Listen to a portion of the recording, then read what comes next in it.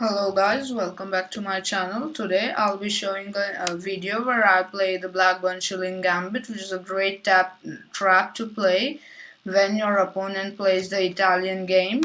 90% people have fallen for this trap according to my experience. So I hope you enjoy this video guys.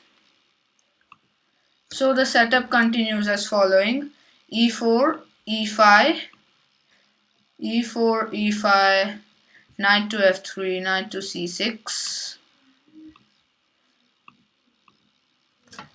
bishop to c4, and we play the stunning move knight to d4.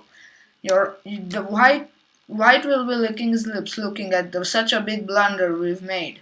They think it's a blunder, but here's where we set up our trap. The most common move you'll find here is actually knight captures on e5. If he plays this, then he's gone. Let me show you how. After he captures our pawn on e5, we play the stunning move queen to g5. Now your opponent will be thinking that how we've made such a big blunder. Actually, if he takes this pawn, then it's an easy checkmate depending on what your opponent plays. All of it is forced after this. We play queen captures on g2. Now, in order to save his rook, he's gonna play rook to f1. Rook to f1, as he can easily take our rook after he plays that because it's trapped. So the most common move you'll find in this match is to play rook to f1. If he plays this, then it's a checkmate in 2. We play queen captures on e4. The queen cannot block this check because of the knight, so he's going to play bishop to e2. And now we play knight to f3. And you can say bye-bye to your opponent, as this is a smothered checkmate. So going back, after the following moves,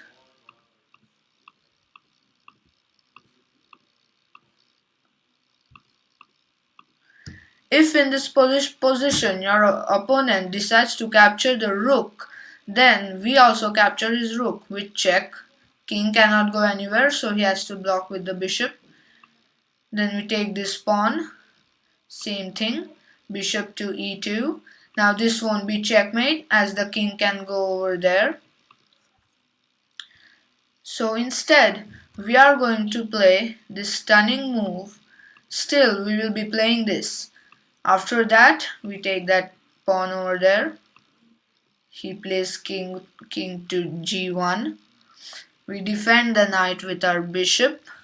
Now with ideas of queen to g, not there, sorry, with ideas of queen to h4, like this, checks and everything will be possible.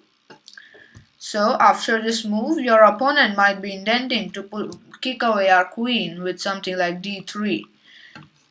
After he plays this, we are going to play queen to e5. Your opponent will most likely try to save this knight in a natural way. He's going to play bishop to h5 with check. We play g6. Now he's going to go back because one of these will die because of the queen or the pawn. So if he saves this bishop, then we simply gobble up this knight. And we're a piece up, piece and rook up, piece and a pawn up. So, and the king is out in the open. So you should win this from here. Going back,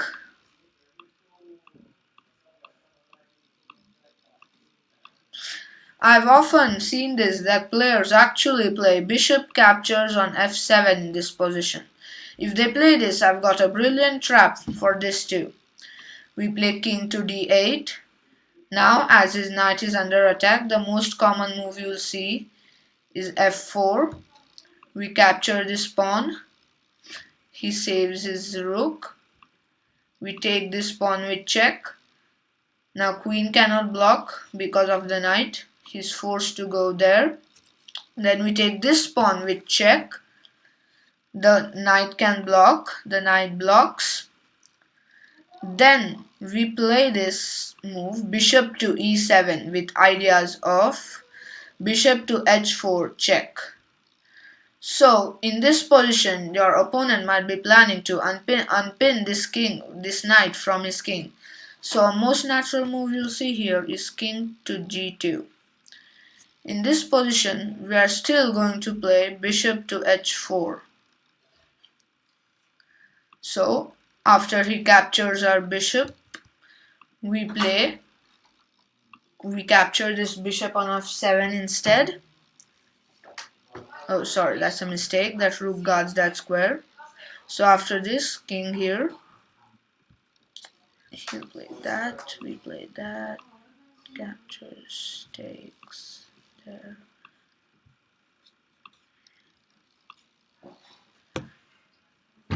So in this position, he'll most probably save his bishop. So after he plays that, we are going to play this move, bishop to h4 check. The before one I showed you was a variation of what could happen if he doesn't save his bishop. So now his king has to move. If he goes there, then we just capture this knight. So he'll be forced to go over there. We play knight to f6. Now, in this position, he'll probably looking forward to capture this knight or your bishop. If he does capture them, either one of them, then I've got a brilliant trap for there too. If he captures his knight, we capture it back. He'll develop that knight there. And now we are going to play d5 with ideas of bishop to h3 check in the future. So as you can see, we are a pawn up, his king is out in the open, we can bring our rook into the game like this, have ideas of this in the future. His king is out in the open and this should be a good game for you, as you should easily win it from here. Going back.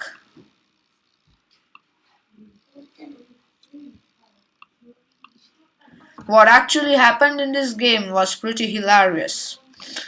He played that, the bishop's opening is on the board.